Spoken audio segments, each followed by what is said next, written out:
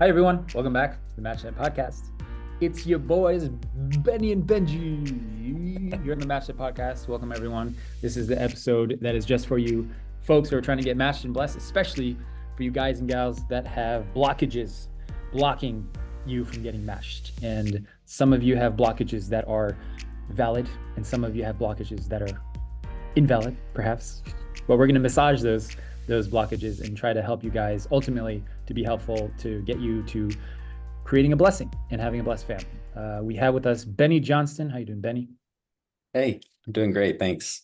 We just met each other. I believe we met each other like years ago, many years ago. I don't know. Yeah. We did. I don't know. Maybe we communicated. Where are you living, by the way, right now? Mobile, Alabama, Mobile, Alabama. Good old. all the way down, right on the Gulf Coast. Yeah. And you just had a baby. We did. Baby number 4 was born 5 days ago. So we've got 2 boys, 2 girls now. We got the full set. Good for you. The full Thanks. set. Amazing. Oh, man. And are you a Benjamin or are you Benny? Is Benny your name? No, I know. I saw it. My last name's Johnston, so people combine it, and I get Benji all the time because they see Benny and Johnston, and they just merge the two. But that is my full name, and it's funny. I believe that the name is just a word in French. It means blessing.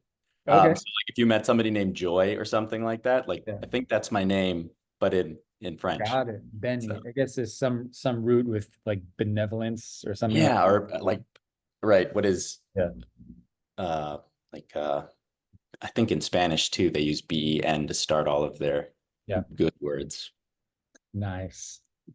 All right, cool, man. I'll take it. And Benji and Benny, we're gonna have a cool title, I think, for this episode. Awesome. Man. Yeah, so that's new. You got a new baby. Yeah. Dealing with that. I know what that's like. I have 3, by the way. Okay.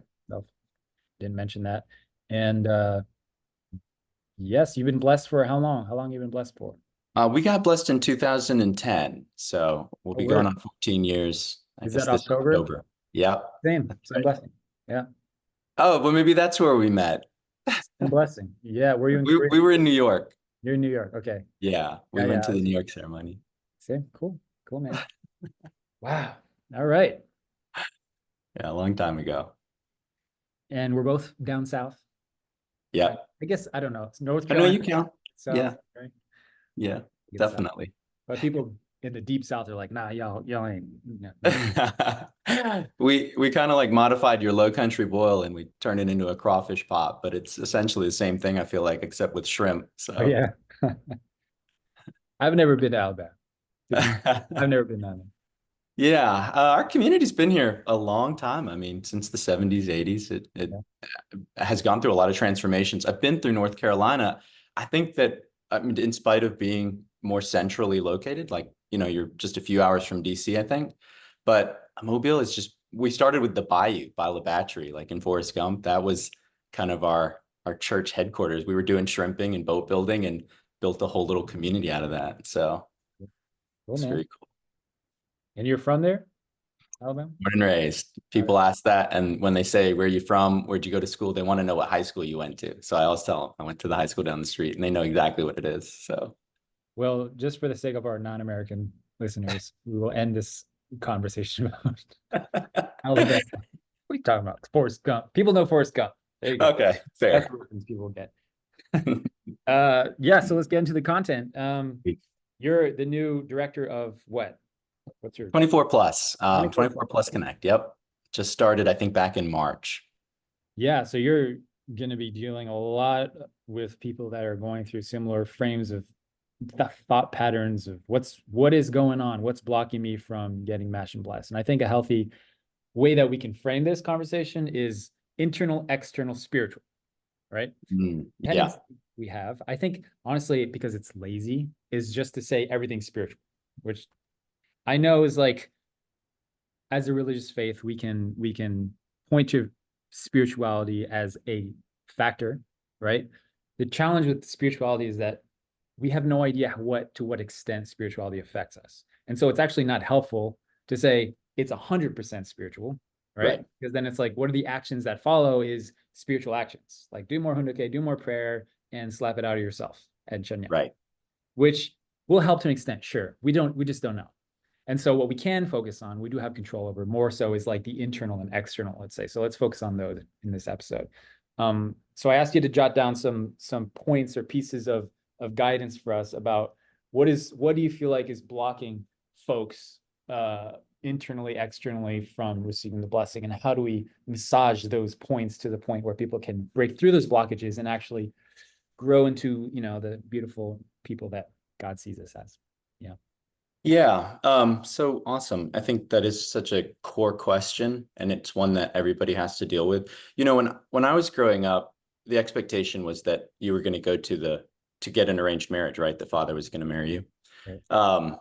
And then I think when I was maybe 12 or so, that whole paradigm like flipped. And it was, okay, no, your parents are now going to be the central, hub for this relationship seeking process.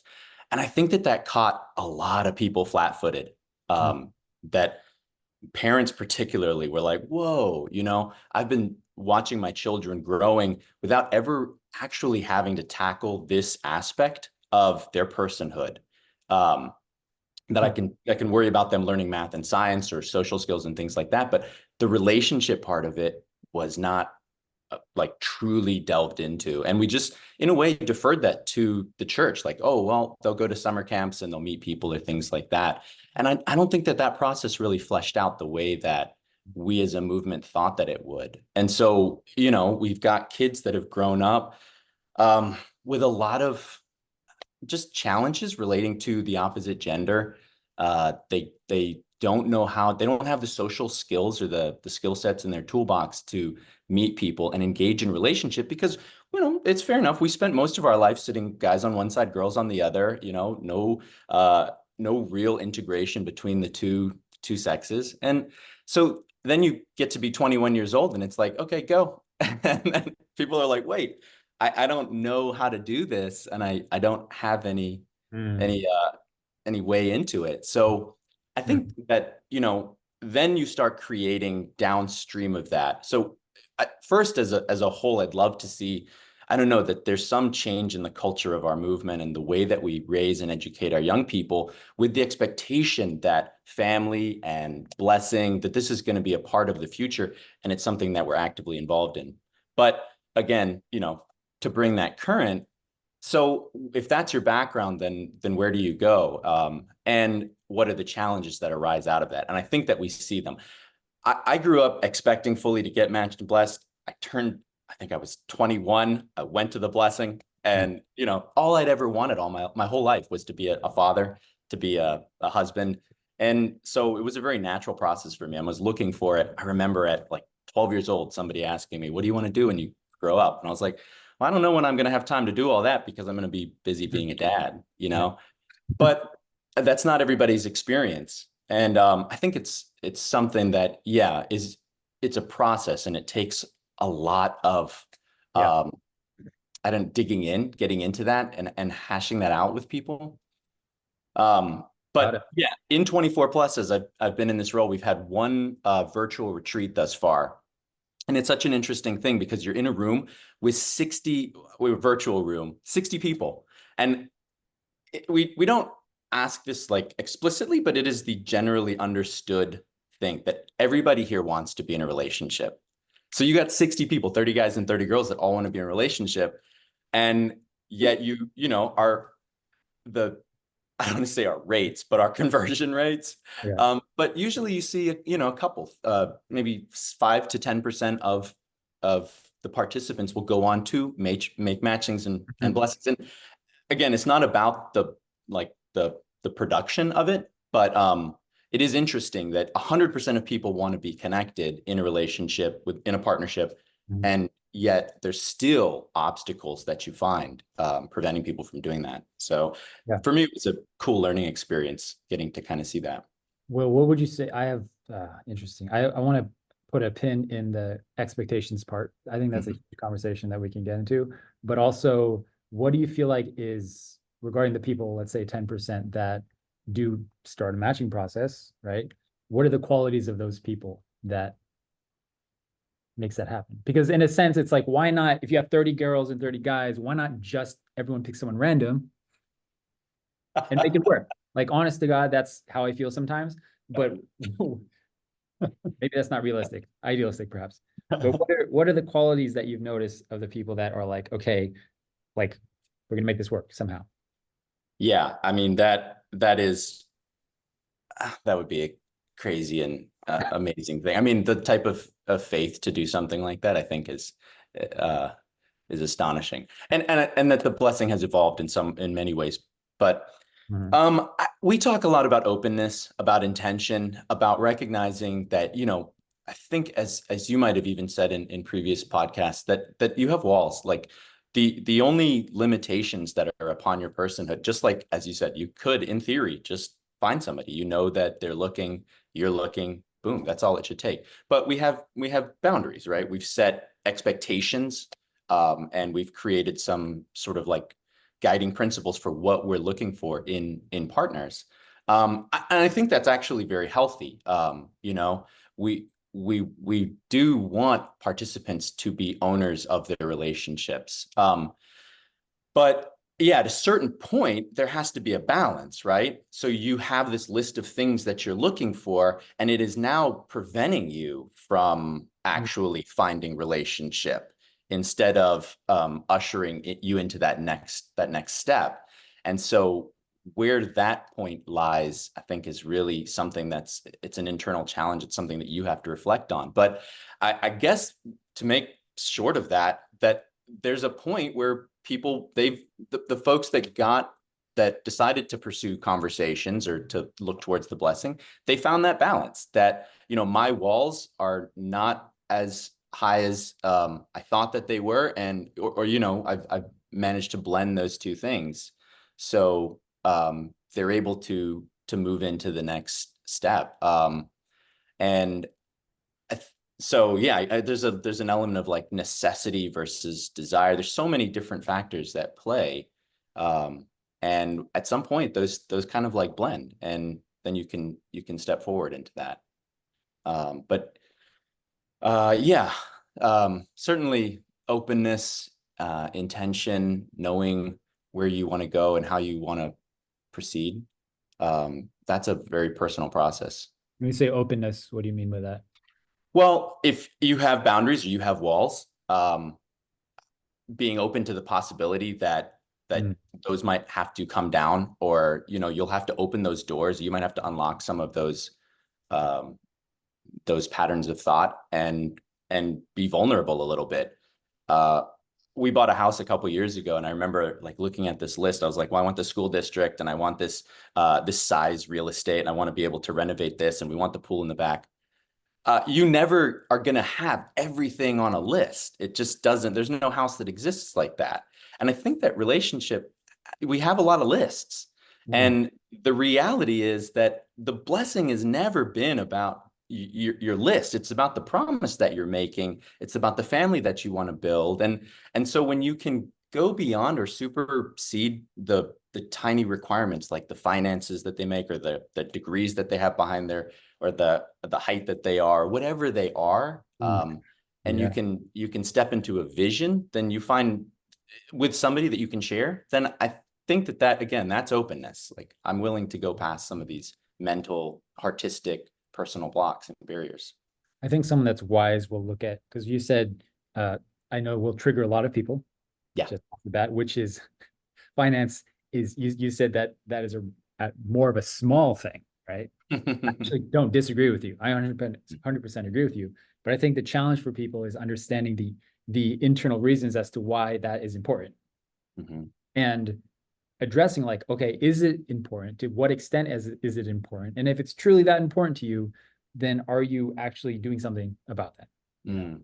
And are you artificially creating roadblocks and milestones to surpass just so that you can, I don't know, deal with some kind of insecurity that you have? Because the vast majority, we don't have numbers on this, but I would venture to guess that the majority of the hundreds of thousands of people that were matched and blessed in our faith were not financially stable, right? Right. And then people say, oh, that's the reason that people are unhappy. That's the reason people divorce, break the blessing. It's like, no, people just suck at marriage. Some people do, right? Yeah. That's it. And it's not money, anyways. Right. Point. I mean, I think there's an argument to be made that people who have amassed wealth for themselves, that that there's an argument to be made that they do have their stuff together in some form or fashion.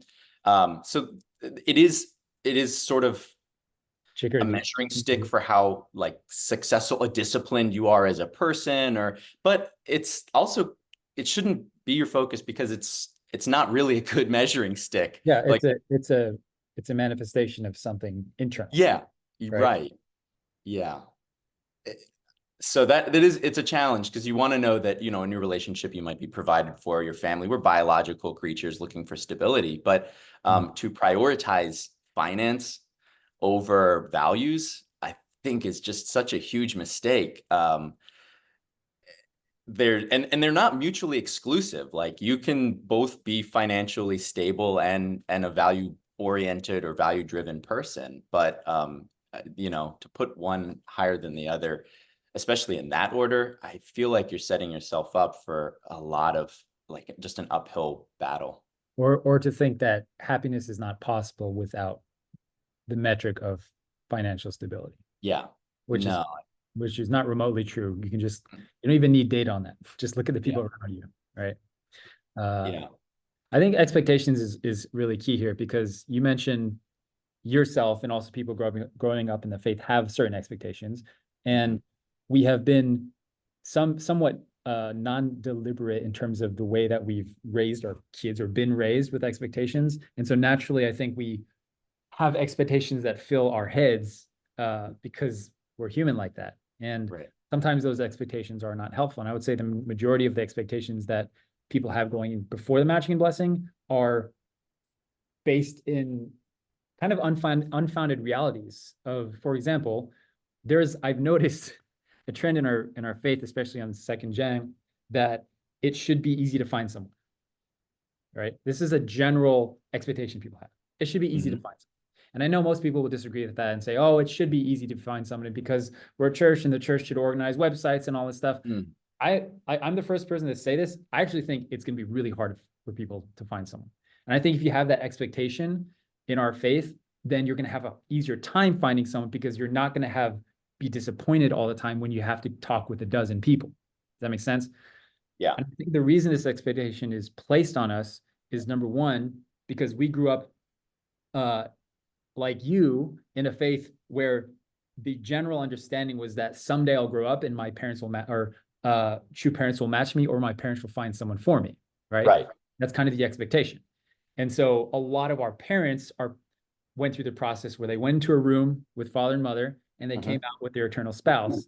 And that was the perception that we had, that that's what matching is. Right.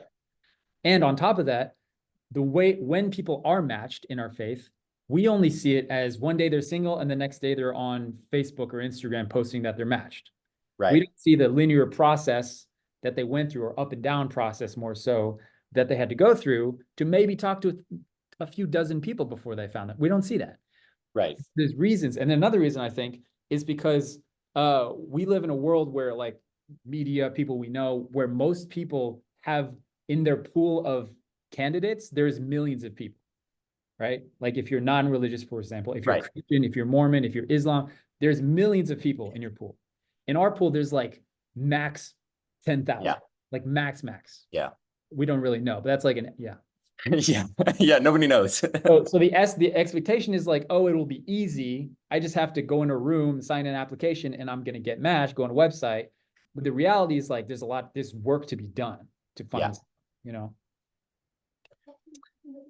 Yeah. And we're not like isolated. I mean, we live in a culture that is also creating expectations all around us. So, I mean, we're not insular from social media, from Facebook or Instagram. And so we have our set of expectations that might be learned as children.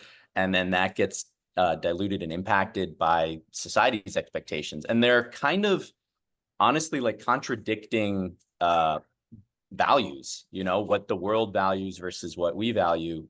Sometimes and again, about priorities and finding which ones go. Daddy's life. So, yeah, it can, I don't know, it can be definitely a process of like time. And sometimes heartache. It's not an easy thing. Your expectations, you go into this and they're not met. What does that leave you? I don't know. Like even the matching, we call it a matching, right? We're actually trying to get away from the word somewhat, because if you don't match, then what are you? You're incompatible, right? You're unmatchable. And so creating like a different way of thinking, that just because I didn't like fit with this person, it doesn't make me like damaged goods or broken or anything like that. And but how to move past that. And that's one of the things that I really like about 24 plus, like, is that there are very few expectations that we put. It's one of the smaller, I guess, subsets of programming that's we have blessing workshops. We have obviously like extensive high noon content, and I think they're doing retreats now and stuff. Obviously, all our local ministries, but that only plays to a certain population. And so, having this as an outlet where it's just like, look, all we're doing here is putting people in rooms together in a space and letting you guys kind of like meet. And if this is something that you decide that you want to pursue or build on, then then you're adults, and this is something that you have to take ownership over. So Yeah. and I think that is an adjustment, an expectation adjusting process for a lot of people, because they're, like you said, oh, the church is going to do it, or like some program is going to do it for me.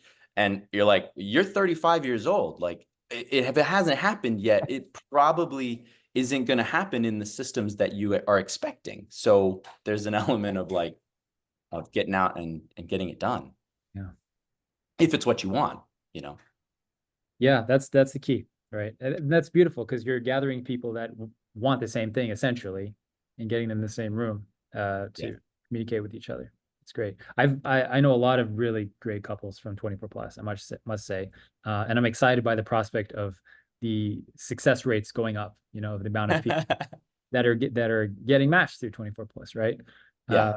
I think that, yeah, I've noticed this recently, is that there's a general sense of like the church should do better. Like this is the church's job. Like the website's not good enough. And I tell them, like, do you realize that two of the websites are made by members and funded Yeah. by members?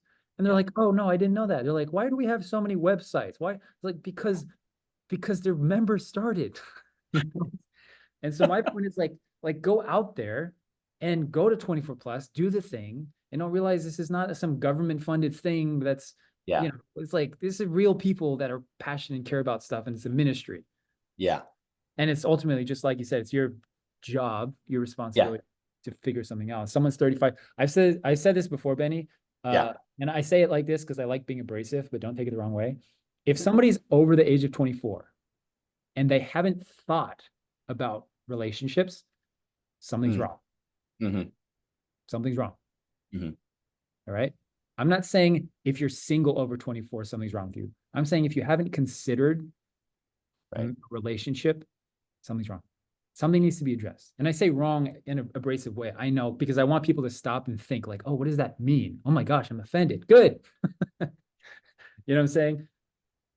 Just saying. What do you think? Yeah, no, I mean, there's a lot to be said about kind of shaking those, I don't know what's the expression, shaking those trees a little bit and seeing what falls out, because there's oftentimes something that's really blocking somebody from moving forward in this conversation. And if you don't shake it, then so what? You're 40 and nobody ever confronted you, and then you're happy. You're alone and not blessed, not in a relationship, and that's just how it went. Or somebody kind of really like confronted you at 30, 25, 35 and said, hey, have you considered this? Because this is the trajectory. I have a number of friends that are 45, 50 years old. I'm a nurse by trade, and so I meet a million people every week. Mm, And what happened? Well, I had a bad relationship, so I just kind of stopped looking, or I don't mm, know, it was hard to find anybody, so I just decided to stay at home on Friday nights and never got out. And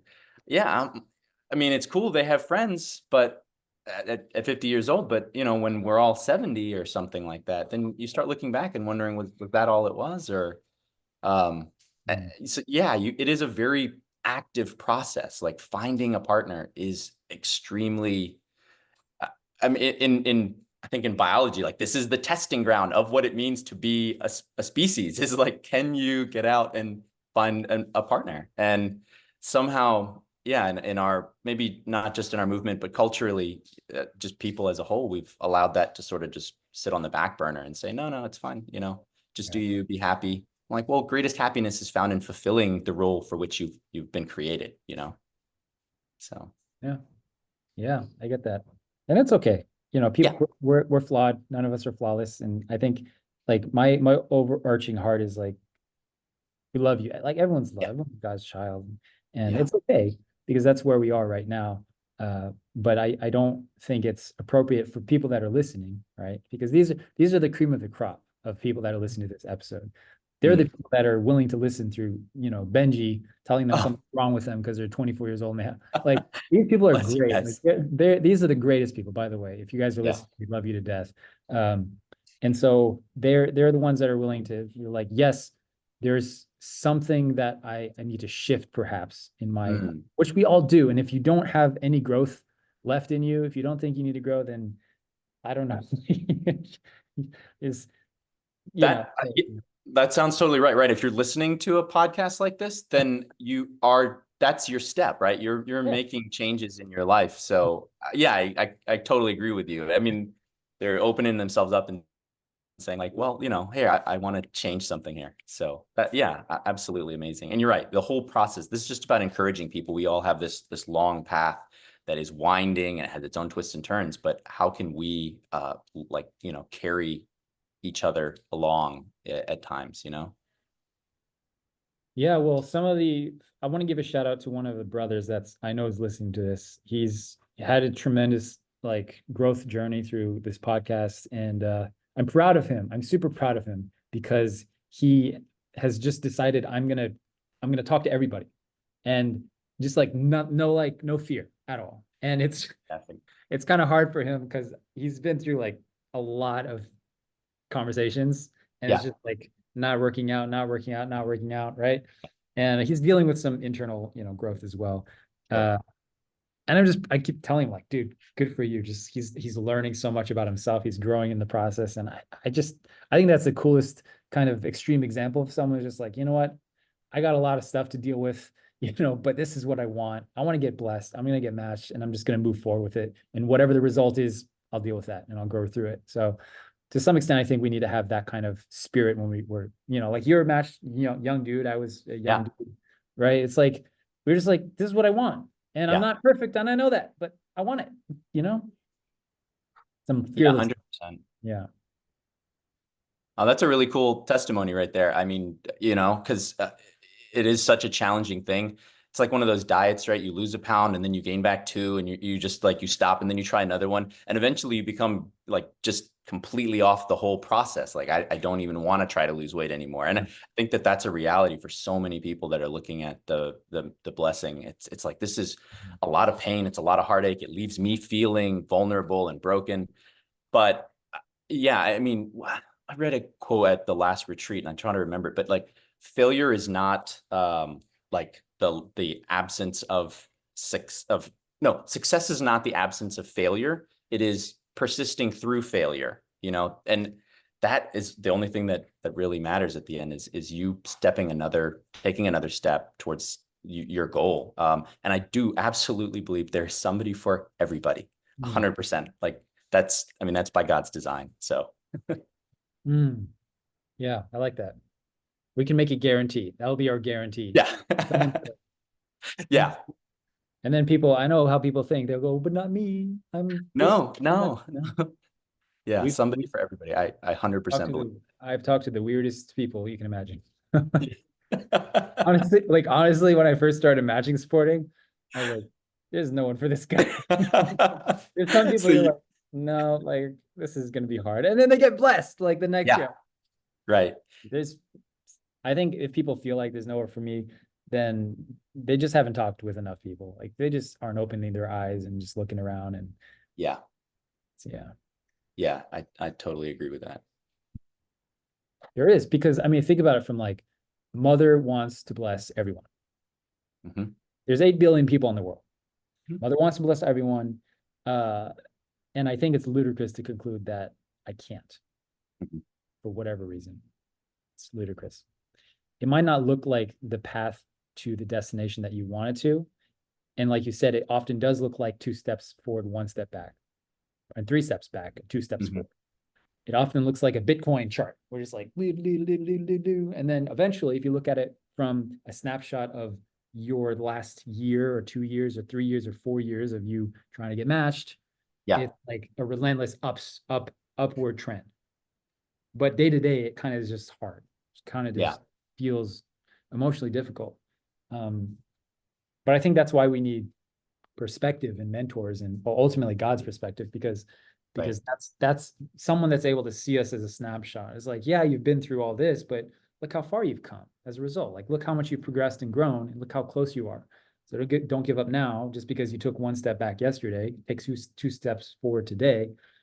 And ultimately, Mother's vision is like everyone's going to get blessed. So, and just look around us. If no one, if there wasn't people for people, no one would be getting blessed. And that's not remotely true.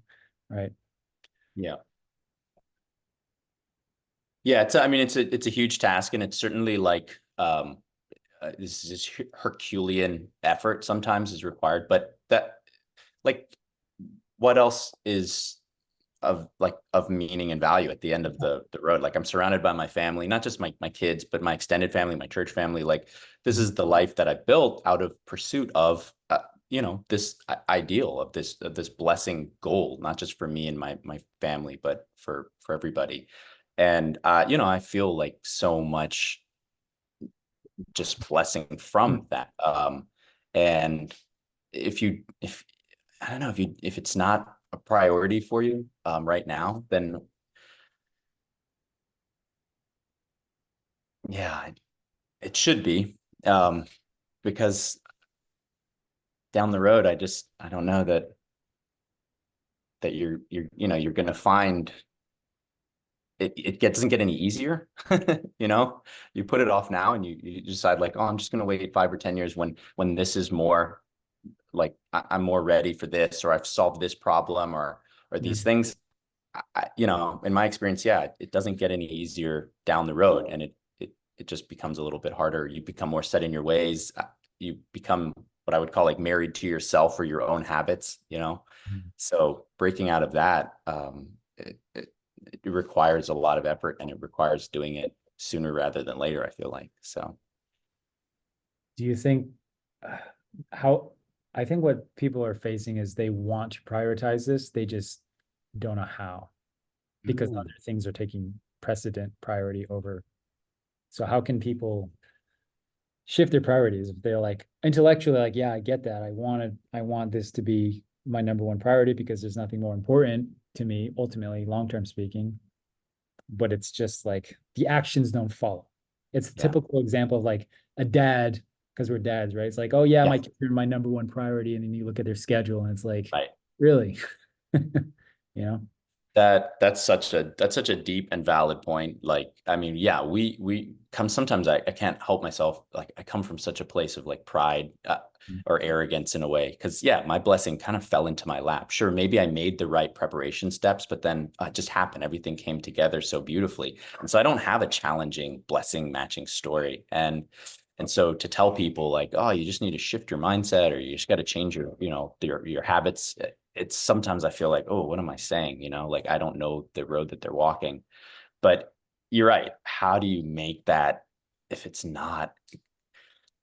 Um, I don't know. I think maybe you just put stuff on calendar. If there's events that are going on, you have to get involved or engaged. I mean, you have to do something different. So if you don't have a matching supporter, or if you don't go to a local church, if that's what you're looking for, if you're looking for a relationship with somebody who's in our faith background, our faith tradition, and then you do have to go to the field in order to play the game. And so if you're not participating on any level with the community, then the idea that this is just going to happen for you is, I think, kind of far-fetched. It is one thing that I like about 24 plus. I mean, we try to, again, we're just creating events. These are retreats. They're places to like kind of take a walk or listen to a testimony. So they're not supposed to be, like restricted to just your regular Sunday going members. But you got to start somewhere. If it's not something like that, then something else. But yeah, that is. Scheduling it, making it. Yeah, I think that's a good point. For me, I always say that our two most valuable resources are time and attention for most people. For some people, it's food. For some people, it's money. But for the majority of people, especially in first world countries, our most valuable resources are time and our attention. And our attention is valuable because it's where we place our time and how we use our time in our headspace. Our time is valuable because it's finite, right? We all have, 24 hours in a day.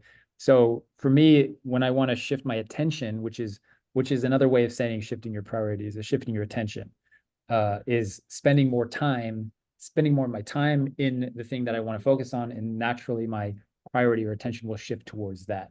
Right. Because I've been going through the process in the last few years of realizing that a lot of my attention was not going towards things that I wanted to. I was that dad that was like up late night every night doing like working and just doing stuff I loved and hobbies and stuff such. And then I would fit in my kids into my schedule, into my head, which was already filled with stuff that I'm doing. And then I was noticing I was like in my off time, like driving or before bed, I was thinking about work, mission, changing the world, teaching, all the stuff we're doing here. And then I had to make a deliberate shift because I didn't like saying that my number one priority is my kids, but the reality was it wasn't. And I hated that. I really hated that. And I hated that going down that road. So I just started spending more time and money actually on parenting, like talking about parenting with people, listening to podcasts, reading books, paying for courses and consulting, right? People, paying for mentors to help me parent. Whenever I go to church, I would talk to older parents in first gen about parenting and get some wisdom, right? And I started scheduling, just like you said, I started scheduling every week. I do this. I take my son out and we go fishing. It's like on the calendar. And so no matter where I am headspace wise, like busy, it's in the calendar. And so it forces me to remove myself from one attention taking thing like work and then putting it into what I really care about, which is my kids, right? And so I do that every week. And then every week I take my son to the office, which is my co-working space. I rent a co-working space, WeWork. And I take him to the office and we work together. And he sits next to me, he does like drawing or schoolwork or something, and I'm working. And we do that every Monday, right? And so it's, even if I don't feel like doing it, I do it. And it's a way for me to remind myself that, oh yeah, this is important to me. And I don't want to forget that. It's in my schedule because it's important. And I want to protect that with my life. And that's been a game changer for me. Just like you said, is changing my time to schedule in more stuff that's important. And then naturally what happens is I start thinking about it, right? And you start inviting more conversations and more spirit world, if you will, that aligns with what that priority and that attention is. And then I would recommend that. Like people listening to the podcast, there it is. Like listen to this podcast more. Freaking go to workshops, go 24 plus, reach out to Benny and just be like, hey, I saw the podcast. I just wanted to talk or just have a question or something like that. I don't know. Kind of stuff. That deliberate process is absolutely, for parenting too, I know it's not the focus here, but like that's such a huge thing. And recognizing that you're giving up something else. It's not, you don't have infinite amounts of time and attention. So if, probably listeners are hearing what you're saying and they're like, yeah, that sounds like such a good idea. Well, recognize that comes with a loss. Like you gave up something else to take time to do that. And so you can't have it all. And I think people want it all. And they're like, well, I'll fit it in. I'll squeeze it in on the fringes or I'll find some time. But no, you're going to have to carve out time from what you do currently to make time for something that you want to focus on. And that's a hard thing for a lot of people who are set in their ways and have their process. Like Instagram and Netflix. Yeah. Boy, I don't have time. Oh my gosh. Don't tell Bendy and Benji, you guys that don't have time, guys, you single folks. Oh, I'm so busy. Come on. Don't give me that. I'm sure it drives you crazy too. Like you're like working, how many hours you work in a week? I work a week I work nights, so midnight to 8, like whatever. It's only like 60 hours for 7 times 8, what is 56? And then I'm off for a week. So So it's on, average, like normal full-time work hours wise, right? yeah, yeah, Averages out. Okay, so yeah, you got a full-time job. You just had a right. fourth baby Oh five yeah, 5 days ago, and then people are going to come to you and say, "Oh, I don't have time." yeah. Yeah, Well, it blows my mind. And then I hear about what the things that they get to do during their free, like, oh, I went here, I went there, I watched this, I watched that. I'm like, well, that's so crazy. Like that sounds like a tremendous amount of time. what's I'm not watching? comparing, not We're like, judging. what do you It's mean just watching? What does that mean? you didn't Movie? watch Coco When's the, Melon? when's the last time you You watched a watched the movie? game? I can't Wow. watch a movie now without falling asleep nowadays. I'm just like, Yeah. can't do a movie. Yeah. So true. So, But anyways, it's like the last thing people want to think about, like here, is when they don't have time, and then someone come in and say, like, you should be grateful you have some. Like nobody wants to hear that. I know. We're Yeah. just saying, like, we're trying to remove these blockages, Right. mainly the ones that are just artificial roadblocks that we've created for ourselves. There are Yeah. some legitimate roadblocks that we have to deal with and have correct expectations and how to handle that. For example, let's talk external for a bit because we did a lot Yeah. internal. Let's try to go to external. I want to hear your take on this, but I I don't say this lightly, but there are some situations that will make it harder to find someone, right? Like Mm-hmm. I don't want to get into examples because it's really like can be really challenging. For Yeah. some Very personal. individuals, it's going to be harder to find someone. Right. It's going to be.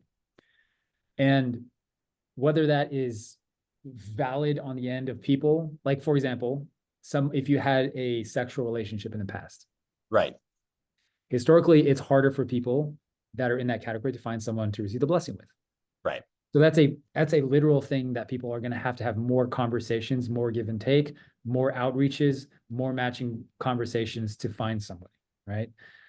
Someone in one of our programs in High Noon, she said she's not able to have children, right? Mm-hmm. She has, I don't know the medical details, but she's not able to have children, and that's really sad because I was trying to like comfort her, but also give her a healthy expectation that you're going to have a lot of conversations with a lot of people. Not to say it's impossible. There's absolutely somebody with that lens. First of all, there's absolutely somebody, but it's going to be require more work.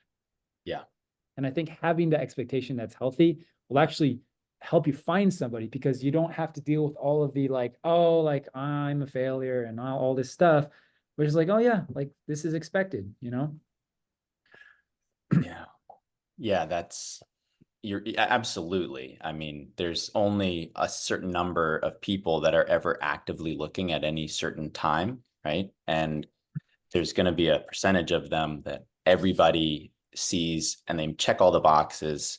And 90% of people are going to be fixating on that. But there's only 10 of them then how they cannot be for Hmm. everybody. So Hmm. um, that is absolutely the case. And yeah, that's challenging. I mean, I think that, as you said, there's a lot of conversation that has to go into that. There is a lot of searching. Um, I think there's a lot of collaboration that has to happen in those situations too, because the net that you cast is it's going to be a little smaller in a lot of situations, and that would make it more challenging to find somebody that it takes two to tango. I mean, they have to be open and willing um, to entertain your history, your past as well, and um, yeah. Uh, I mean, again, when we talk about the balance, Hmm. so if somebody wants to be blessed, matched, whatever, and they're having challenges and you're having challenges, we all have challenges, right? So at some point, if you want to move into something new and you want to take a step in faith and you want to begin a relationship and start building something, then eh, recognize that your flaws and their flaws, sometimes that's what it is. It's two kind of people that are both struggling to find grace and move forward. But yeah, I don't want to say modifying your expectations because yeah, I mean, you should expect for the world in your relationship to be loved, to be respected, to be cared for. But yeah, can you expect that the other person is not going to have this, and this on their list? Then maybe not, you know. There's some things that I think are really core: respect, trust. Those are some core things. But outside of that, if you want to start going through their laundry list of sins, so to speak, then you're going to find that is a slippery slope, and it may not end. So I think that, yeah, in the blessing, you do have to come into it with an element of grace, that you're willing to forgive the way that you've been forgiven, and that when you find two people that can do that, then you can find a successful relationship. You find some dynamic. Yeah. Yeah, that's beautiful. That's a tough question. And it is likely the situation for a tremendous amount of people. I mean, that they have some baggage that they carry with them, Yeah. uh, that is preventing them Yeah. from, you know, from. That's a good point. I would say that the majority is actually, because there's two camps of this. There's people, there's how can we become more open-minded, for lack of a better Mhm. word, right? Receptive, give grace, but also there's the other side of it, which are people that have, some sort of baggage or limitation that Right. might or might not make it more challenging, numerically speaking, to find someone. But also let me add the caveat that there are people that are like the most incredible, physically, externally, internally, spiritually amazing people that have a really hard time finding someone. You guys Mhm. probably know a few people that you can, Mhm. like men and women that are just like beautiful and all this Yeah. stuff, really hard time. So I'm not convinced that that's it. I Mm. think in terms of like efficiency and effectiveness, it's more efficient to change ourselves, right? Than Mm. expect others to accommodate to our baggage, but rather how much are we, to what extent can we see everyone as God's son or daughter Mhm. and focus on that first. You know what I'm saying? Yeah. Yeah. I mean, that there's so much to unpack there. And yeah, it definitely is one of the hard aspects of Yeah. being in this realm, is you see that, and you see people kind of crash up against this time and time again, and it just is kind of heartbreaking. And you're like, man, you almost are like, what would that I could love that person, almost just because, how come they can't be seen as valuable, and in uh in that place. But um yeah, I think, I mean, for the listeners, I guess, I want to say that, right, if you're in this process, that for what it's worth, there's probably some level of I don't say absolution, is that the word, but resolution. But to me, those are just sort of like, in a way, almost external. Like, you've checked off a box. Oh, you had a previous relationship, but then you received the special grace. So you're like, I'm clean, I'm clear. But that doesn't change, like that there's a person behind those behaviors and those actions. And so really, like, the most important thing to me is that you have, I don't know, demonstrated that there was some recovery from whatever it was that you carry, or that there's some growth past whatever block was holding you back. Not that you necessarily got a certificate or made the right donation or things like that, but that you actually, you learned from that experience and became a more whole person, a more godly person. Yeah. Uh, Just and can I yeah, make a note on that? When I'm matching my daughters or helping them get matched, I will 100% prefer a man who has been through something difficult and has grown through it than someone that has never been through something difficult. Every time, 10 times out of 10, I would choose that man, yeah. because a man that has never been through something difficult will eventually go through something difficult and they won't know how to handle it. And you're untested. They're not going to handle it well. They're going to Yeah. have some slip up, some relapse, some difficulty, lots of stress, overwhelm in life, anxiety, depression, and they will not know how to deal with it. Yeah. Yeah. It comes for everybody. And uh, having been able to add that to your list of traits or whatnot, that I overcame this challenge, or that I was bigger than this setback. I think that that's just a huge testimony to who you are as a person, and it makes me feel like you're more, reliable. I just understand you more. I know more about you. But again, it takes two to tango. And you see countless people that, like you said, they put that on their list, or they put other things on their list of like, these are my hard stops. These are my red flags. These are my hard no's, I guess. And sometimes Yeah. getting to that point where you change your hard nose into soft nose, and you recognize that let's begin a conversation with an actual person instead of a profile. Let me talk to a person.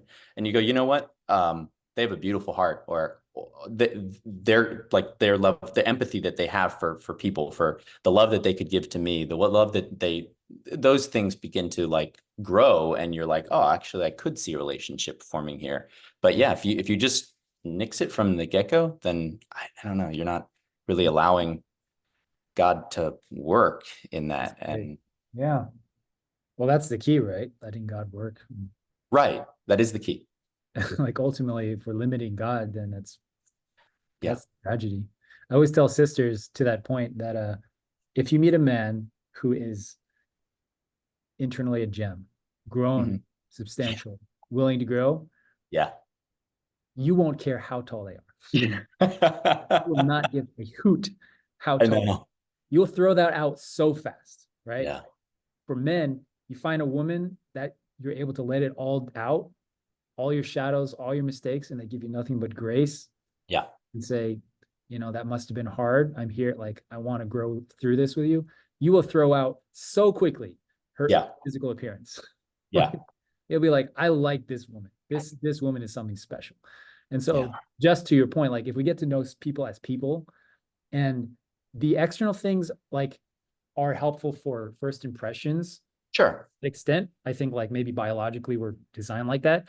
But as Right. soon as you get to know somebody, like man or woman, whoever, same sex, not opposite gender, we immediately put down our filter and our gauge of how physically attractive they are. Yeah. It's just like a biological thing. As soon as we see them as a person, it's like, I don't care about that anymore. You know what I'm Right. saying? Yeah, that's like, it's such an interesting dynamic. We had so many cool participants, at the virtual retreat that we did a couple months ago, just really awesome people. And you get to meet them. You see their smiles in like real life, because half the time we're just working on the internet. And you Yeah. meet these people and you're like, you're beautiful, and I'm 40 years old at this point. It feels like I'm 37. Mhm. Don't over age myself. But they're just beautiful souls, and you look into their eyes and you know that they want to receive love, and they want to give love, and they want to do that in a dynamic, in a partnership, and build something more. And then we have like our extended conversations, which is this opportunity to like just say I want to reach out, kind of anonymously, and we let them know that they're interested or not interested. And sometimes like some of these amazing people, they get no hits. Like nobody said I wanted to talk more to them. And it's just like soul crushing in a way. And you're like, they're so beautiful. But that's how I feel about all the participants. Anybody that signs up for these things, I'm just like, these are people that they're people inside, they're the divine elements of our creator. They're like Yeah. just amazing. And yet somehow those external things can block somebody. And as a person who's been married for 10 years, 14 years, I look back and I'm like, oh man, they're actually really good marriage quality, but how do you draw that out? This is Mhm. how do you see that in a first impression or a moment's notice? And that is a challenging thing. So if you don't give it a chance, then it's not going to go anywhere. But that chance is really dependent upon some of those external factors. So they are important in some ways, because they're going to set the hook, so to speak. Got it. Well, I think that would be a really cool follow-up episode is how do you present yourself? Yeah. How We do you need present work. yourself to the world? What's Yeah. your brand? All that stuff. What's your message? Because it's interesting, like beauty is, I don't know, we probably all know people that are externally the worst, but internally, sorry. D- maybe externally don't take care of themselves, but internally so beautiful and it radiates through them. And it's Yeah. like this person, like no problem, find a spouse. Yeah. And I don't know what the quality is yet, but maybe we can talk about that. Uh, True. so Benny, let's wrap up here, if that's all right. Cool. as of recording, we have a 24 plus thing happening. Can you give a little shout out to that? Oh yeah, awesome. Right. So we have an in-person retreat. Actually, it's been a couple of years. I think 2022 was the last time we had one down in Florida. But we got a space in Estes Park, so an hour and a half outside of Denver International Airport in the YMCA of the Rockies up there. Cool. Anybody who's been to GPA or SDF probably is familiar with it. But they've got a really nice facility with a lot of just beautiful scenery and stuff like that. And we booked down for Thursday, October the 17th. Through Sunday, October the 20th. So registration's not open yet, but we should be opening our pre-registration like this week, probably. 24plusconnect.com is our website, our Facebook as well, same kind of thing. And yeah, so I mean, for anybody who's just looking to meet, we're not matching anybody. We're not putting you in relationships, but like you said, you've got to sometimes change your habits. You got to do something different. And I think we're going to try to do 2 of these every year. So this is one of those opportunities to sit, to hear testimonies, to hear some discussions, to meet with your peers, and to have one-on-one conversations with 50 other people, of the opposite gender. Crazy. So we're super excited about it. Crazy. Perfect formula. A bunch of people want to get blessed and don't know how. So you put them in a room together and yeah. perfect formula. Yeah. So if you're listening after the date, then just go to the website. We'll put it down somewhere below this episode, and you can connect with 24 plus regardless of what's going on right now. Connect with the retreat there. Join the newsletter. Yeah. In the newsletter, stay updated. Benny, any last words? No, I mean, always, whoever doesn't have last words. I mean, we could probably talk forever, but just, yeah, I forget that there's a live audience on the backside of this. And so if I said anything that offended you or hurt your heart, I apologize, because I do love you. And I hope that you know that I seriously, the reason I joined 24 plus is to help folks find relationships. And so yeah, I wish you the absolute best. Would love to connect in any way. If there's anything I can do for you, answer any questions, reach out on Facebook. I'm more than happy just to DM chat with you for whatever you need, but yeah, much love. And thanks, Benji, for having me on. That's great. I was laughing because I've never once said something like that. I apologize if I've ever offended you. That's probably a good thing. That's probably a good thing to throw in occasionally. Once every 3 years, we can apologize if we pushed them too hard, right? Yeah. I will just say, if I offended you guys, you're welcome. Grow some skin, thick skin. I knew I shouldn't have. All right. All right, Benny. Thanks, bud. All right, man. Thank you.